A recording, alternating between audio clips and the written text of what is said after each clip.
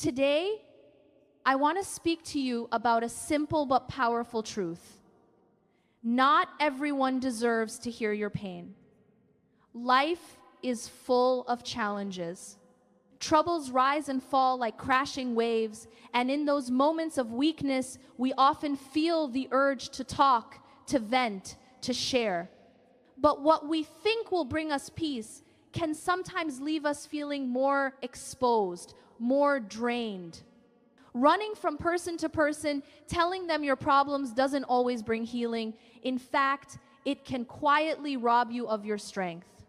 People have their own battles, their own hidden weight, and though they may care, most can only give you part of their attention. Some will listen for a while, then turn away. Others may judge, and a few, sadly, may use your words against you. That's why our faith teaches us something far more powerful. Turn to Allah first. Before you reach for your phone or send that long message, pause. Take your worries to the one who never gets tired of hearing from you. Pour out your heart in dua, in sujood, in silence, because He is the only one who truly understands every part of your struggle. Allah says in the Qur'an, "Call upon me, and I will respond to you." This is not just a promise, it's an invitation. While people may grow tired or distracted, Allah never turns away. He listens, He responds, and He heals. When you place your pain in His hands, you don't just find relief, you begin to feel held, safe, guided. This doesn't mean you must carry everything alone. It means you start with the one who knows you best. And from there, you'll be shown who is truly worthy of your trust. So today, I invite you, stop seeking comfort in people before turning to your Creator. Let Allah be the first to hear your sorrow, your confusion, your silent tears. Because when you trust Him first, you gain a peace that no human voice can provide. When your heart is heavy, it's natural to want someone to talk to. We often think that sharing our problems will ease the burden, and sometimes it does. But more often than not, telling people your struggles brings consequences you didn't expect and pain you didn't ask for. Some people will judge you. Even if their face is kind, their mind is measuring your choices. Why didn't you do this? If I were in your place, I'd have done better. Their words may not say it outright, but their energy will. And instead of feeling supported, you leave the conversation questioning yourself, second-guessing your strength. Others will pity you. They'll treat you gently, too gently, as if you're fragile and incapable. At first, it feels like care, but soon you realize they no longer see you as strong. They speak to you like someone broken, not brave. And that kind of pity can slowly trap you, keeping you in a place you were trying to rise from. And sometimes your story becomes someone else's gossip. What you shared in trust gets passed around, maybe twisted, maybe exaggerated, but no longer yours. Even if they didn't mean harm, your vulnerability is now public, and the pain multiplies. This is why we're reminded in the Qur'an, and put your trust in Allah, sufficient is He as disposer of affairs. You were never meant to throw your heart at every open ear. Not everyone is safe, not everyone understands, and not everyone wants to help. That doesn't mean you must stay silent forever, but it means you need to be wise. Learn to recognize who is sincere and who is simply curious. Before you speak, pause. Ask yourself, have I shared this with Allah yet? If the answer is no, then you're turning to people before the one who actually holds the solution. Let Him be your first listener. He won't judge, He won't belittle. and He'll never break your trust. Start there. Always start there. There's wisdom in being open, but there's also wisdom in being selective. We live in a time where vulnerability is often celebrated without caution, but not every heart is safe, and not every listener is loyal. Being too open with the wrong people can leave you feeling more hurt than healed. Some people don't ask because they care, they ask because they're curious. They'll nod, they'll listen, and maybe even seem supportive. But later, your story is no longer yours. It becomes a piece of conversation at someone else's table. Sometimes exaggerated, sometimes twisted, but always out of your control. And you can't rewind trust once it's been broken. Others may genuinely care, but they still mishandle your emotions. They might offer shallow advice that doesn't apply to your situation. Or they speak too quickly, assuming they know what you need. And when their words don't land, you feel misunderstood, maybe even foolish for opening up at all. Then there are those who pity you, and not in a way that uplifts. They lower their expectations of you, speak to you like you're weak, and start treating you differently. What began as an honest moment turns into a shift in how they see you. You're no longer strong in their eyes, only wounded. That's why the Prophet ﷺ taught us to protect our private affairs. In Islam, hifdat, azsar, guarding one's secrets is not weakness, it's wisdom. Your pain is sacred. Your story deserves dignity.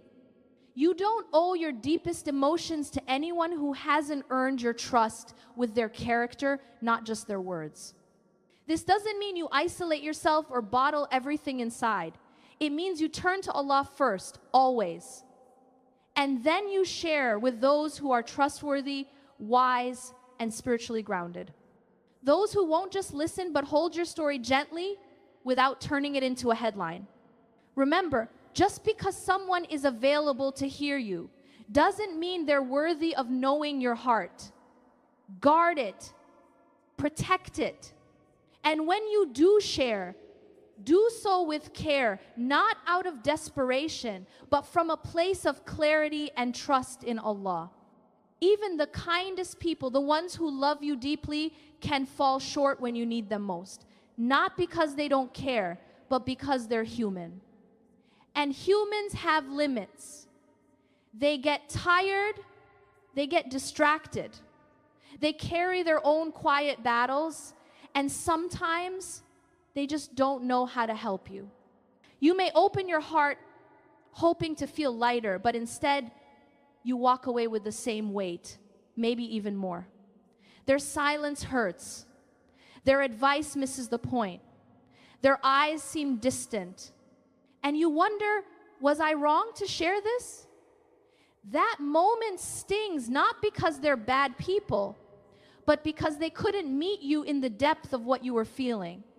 Even when someone wants to support you, their understanding is shaped by their own experiences. What made sense in their life might not apply to yours. Their words, though well-meant, can feel disconnected or even dismissive. And then comes the emptiness when you realize that the support you needed isn't something they're able to give. That's why your ultimate refuge must be with Allah subhanahu wa ta'ala, because only He understands your emotions without you explaining them. Only He sees the entire picture, not just the part you've shared.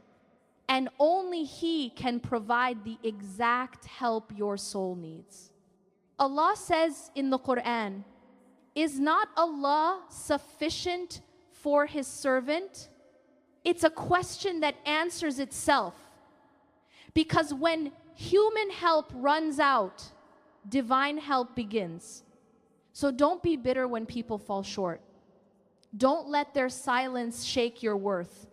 They're not your saviors, they're just companions on the journey. Turn to them if needed, but lean on Allah alone.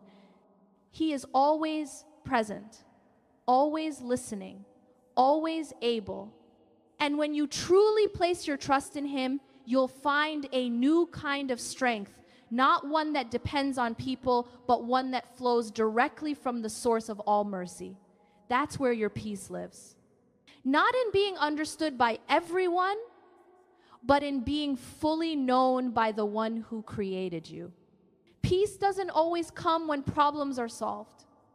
Sometimes it comes when the heart finally lets go, when you stop trying to control every outcome, fix every detail, and carry every burden alone. Real peace begins the moment you say, Ya Allah, I trust you more than I fear what's happening. We live in a world that teaches us to hustle, to plan, to always stay in control. But life constantly reminds us, control is an illusion. You can do everything right and still face things you never expected. That's why trusting Allah isn't weakness, it's wisdom. It's saying, I'll do my part and I'll leave the rest to the one who knows everything. Allah promises us in the Qur'an, and whoever puts their trust in Allah, He is sufficient for them. Not maybe sufficient, not sometimes sufficient, always sufficient. When you truly trust Him, the pressure softens, the fear begins to quiet. You realize that you don't have to know everything because you trust the one who does. That kind of surrender is not passive, it's powerful. It allows you to move forward without panic, without desperation, and without the need for constant reassurance from others. Tawakkul doesn't mean you stop trying. It means you try without the anxiety of needing to control the outcome. It means you work hard, make dua, take your steps, and then rest your heart with Allah. Whatever happens next, you know it's either a blessing or a hidden mercy.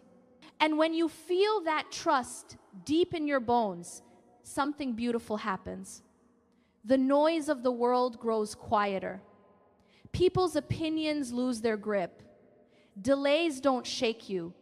Loss doesn't break you. Because your heart is anchored in the one who never disappoints. So if your soul is tired, let go. Not of effort, but of control. Trust that Allah sees what you don't, knows what you can't, and will never abandon the one who places their trust in Him completely. That's where real peace begins, not when life is perfect, but when your heart stops resisting and starts relying on Allah. Not every person deserves access to your inner world. Your emotions, your worries, your personal struggles, these are not small things. They are sacred. And just like you wouldn't hand your house keys to a stranger, you shouldn't hand your heart to someone who hasn't earned your trust. Too often, we open up to whoever is nearby. Maybe because we're overwhelmed. Maybe because we're looking for comfort. But not every listener is safe. Some people are kind in the moment, but careless with your words afterward. Some will smile while you speak, only to turn your pain into a private story shared with others. Islam teaches us to protect our secrets as sirah, especially when those secrets involve pain, shame, or vulnerability. This doesn't mean you isolate yourself. It means you discern. You choose carefully. You share slowly. You test someone's loyalty before handing them your trust. The Prophet ﷺ once said, a believer is not stung from the same hole twice. Meaning, if someone has shown they can't handle your truth with care, don't go back and give them more of it. Forgiveness is beautiful, but wisdom is required too. There's also a balance to find. Some people shut everyone out, never sharing at all. That too can become a heavy prison. Allah created us for connection. There's nothing wrong with seeking support, but the key is to confide in those who are trustworthy, spiritually grounded, and capable of carrying what you share with honor and privacy. And even then, even with those you trust, your first confidant should always be Allah subhanahu wa ta'ala. Pour your heart out in sujood. Tell him what you told no one else. Let him be the one who knows everything, so that even if the world misunderstands you, you are still understood. People can offer support, but only Allah can offer healing. So when you do share, don't seek validation. Seek clarity. Seek comfort. Seek help with wisdom and boundaries. Because your heart is valuable. Your story matters. And the people who are worthy of your trust will prove it, not just with their words, but with their silence. One of the deepest wounds is not caused by hardship itself, but by those who take your vulnerability and use it against you. You trusted them, you shared your story. You let them see a piece of your soul, and then they turned it into a weapon. Some may do it openly with sarcasm or cold reminders of what you once revealed. Others are more subtle, quiet conversations behind your back, small shifts in their tone, the lingering sense that they now see you differently, not stronger for surviving, but weaker for having suffered. And suddenly, the safe space you thought you had feels cold and unsafe. It's painful. But it's also a wake-up call, not to harden your heart, but to redirect it. When you realize that people can misuse your honesty, you learn the value of privacy. You learn that emotional modesty, just like physical modesty, is a form of self-respect and protection. The Prophet ﷺ lived this wisdom. He was open when necessary, but he also kept many matters of the heart between himself and Allah. He never needed validation from people, and neither do you. Allah says, "And put your trust in the ever-living, the one who does not die." Unlike people, Allah never grows tired of listening. He never misjudges you. He never takes your words and turns them into whispers in someone else's ear. What you say to him stays between you and him, sealed in mercy. And if someone has ever taken your pain and used it against you, don't let that moment define your future. Don't let it make you bitter. Let it make you wiser. Let it teach you the beauty of turning first to the one who never betrays. You are not foolish for trusting, but now you're stronger for knowing when to guard your heart. Forgive those who failed you, not because they deserve it, but because your peace matters more. And then move forward with grace, trusting that Allah sees all, knows all, and will never let your pain go to waste. Before you speak to anyone else, speak to Allah. Before you pick up your phone, open a chat, or call a friend, pause, take a breath, lower your gaze, and lift your heart to the one who never ignores it. You don't need the perfect words. You don't need eloquence, just sincerity. Just faith. Because there is no better listener than Allah subhanahu wa ta'ala. People can nod along, they might even care.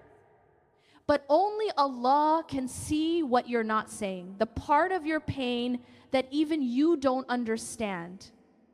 The tightness in your chest, the weight in your bones, the thoughts that keep looping in your mind at 2 a.m. He knows it all, even before you whisper it. In the Quran, Allah tells us, "Call upon me, I will respond to you." This is not a possibility. It's a promise. So talk to him in your language, in your tears, in your silence. Tell him what you need. Tell him what scares you. Tell him what you can't tell anyone else. Pour it all out in sujood, in dua, in the quiet moments before sleep. Let it be raw. Let it be real.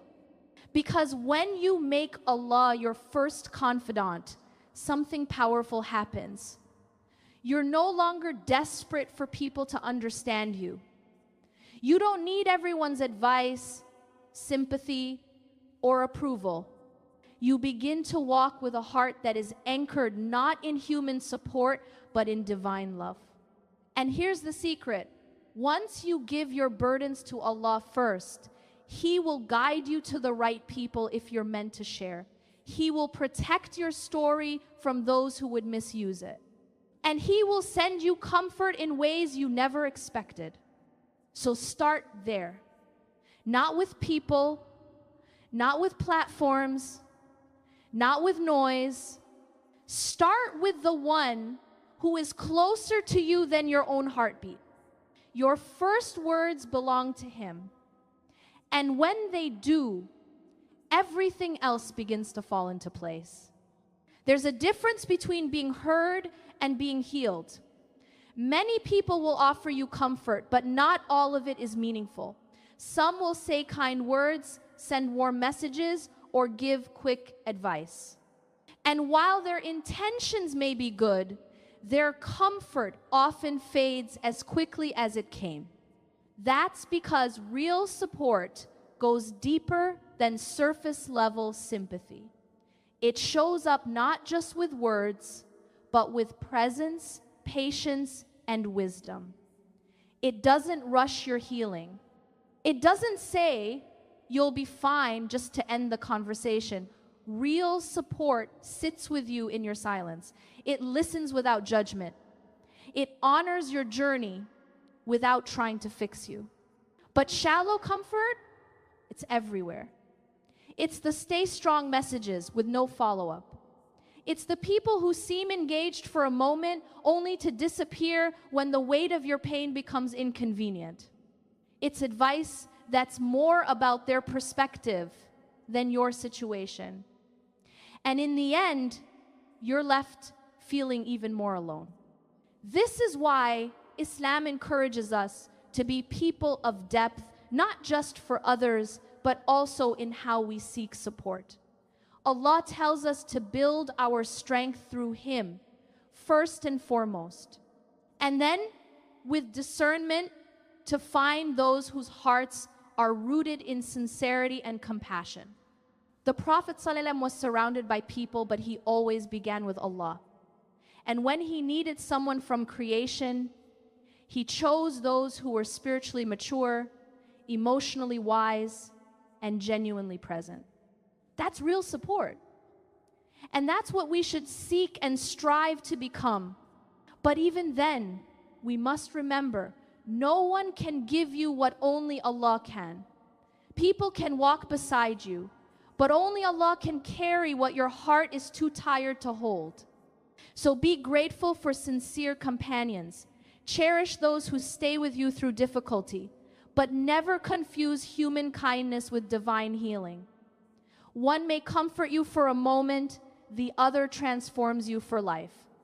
Let people be a blessing, not a replacement, for the peace that only Allah can provide. And when you feel overwhelmed, return to the source. Always, always return to Him. Sometimes the most powerful thing you can do is say nothing. Not because you're weak, not because you have nothing to say, but because your silence is a choice, a form of inner strength, rooted in trust, not fear. Silence is not the absence of words, it's the presence of wisdom.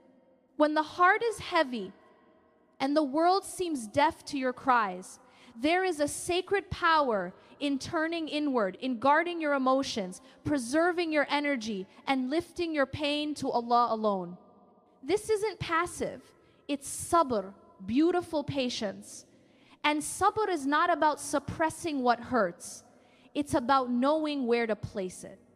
The Prophet ﷺ endured heartbreak, betrayal, and immense loss, and yet often responded with dignified silence. Not everything needs to be said aloud. Not every battle is worth fighting in public. Not every tear needs a witness, except Allah. Allah says in the Quran, indeed, Allah is with the patient. He is with them, not just watching over them, but accompanying them. That presence is enough. And when you choose silence in moments when your ego wants to speak, that's strength. When you hold back from complaining just to gain sympathy, that's discipline. When you carry your burden quietly because you trust Allah to unfold it in the best way, that's faith. But let's be clear, sabr isn't suffering in silence for the sake of pride. It's waiting with hope, enduring with purpose, and trusting with love. There will be times when your silence feels lonely, but you are never truly alone. In those quiet moments, angels record your restraint, your tears are counted, and your patience is elevated. You may not be speaking to the world, but your soul is in conversation with the one who hears all. So don't be afraid to grow in silence, to heal in private, to wait without noise. Because some of your most beautiful transformations will happen not through words, but through sabr. O Allah, the turner of hearts, make our hearts firm upon your remembrance. When the world turns away, be our comfort.